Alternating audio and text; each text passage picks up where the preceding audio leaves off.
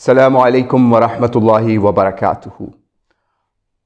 محسن پاکستان کے ایک نامور سائنسدان جناب ڈاکٹر عبدالقدیر خان رحمہ اللہ تعالی آج ہمارے میں نہیں رہے۔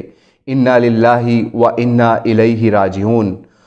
یہ وہ شخص تھا جس نے پاکستان کو اسٹرانگ بنانے میں اور پاکستان کو نیوکلیئر طاقت بنانے میں ایک بہت بڑا کردار ادا کیا، لیکن اس کے ساتھ ہم نے کیا سلوک کیا یا حکومتوں نے کیا سلوک کیا، ڈکٹیٹر مشرف نے کیا سلوک کیا، وہ کسی تعارف کا محتاج نہیں۔ کہیں ان کو کارنر کیا گیا، کہیں ان کے اوپر مقدمات انٹرنیشنل عدالتوں میں چلوائے گئے، کہیں ان کو گھر کے اندر محصور کر دیا گیا اور ان کی زندگی کو تنگ کر دیا گیا۔ لیکن وہی ڈکٹیٹر آج خود موت و حیات کی کشمکش میں باہر رول رہا ہے، باہر کے ملکوں میں، پاکستان میں انٹر نہیں ہو سکتا۔ لیکن شکر ہے ڈاکٹر عبدالقدیر خان اسی مٹی میں دفن ہوئے۔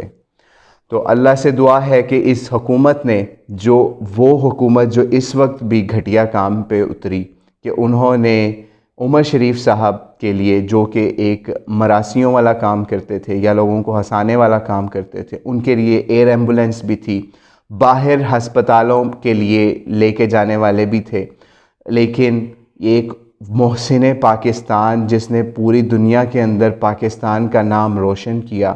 جب تک پاکستان قائم رہے گا، جب تک نیوکلیئر ویپن ان کے پاس رہے گا، ڈاکٹر عبدالقدیر کا نام کوئی ہسٹری سے صاف نہیں کر سکے گا۔ تو اس کے لیے ان کے پاس کوئی ایئر ایمبولینس نہیں تھی، کوئی ڈاکٹروں کی ٹیم نہیں تھی، کوئی گورنمنٹ سپرویژن نہیں تھی کہ اس محسن پاکستان سے کچھ اور فائدہ اٹھایا جاتا یا اس کی زندگی کو کچھ بچانے کی کوشش کی جاتی۔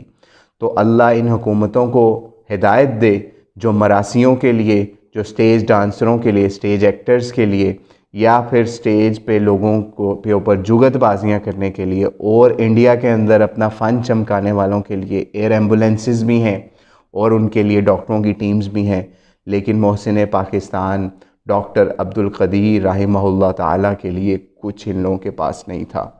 تو اللہ اس قوم کو معاف کرے اور اس حکومت کو بھی، کہ جنہوں نے اتنا ظلم کیا کہ ڈاکٹر عبدالقدیر خان، شاید ان کے اہل خانہ بھی ہم لوگوں کو معاف نہ کر سکیں، نہ حکومت کو، نہ عوام کو، کہ جنہوں نے ان کا ساتھ نہیں دیا۔ السلام علیکم ورحمۃ اللہ وبرکاتہ۔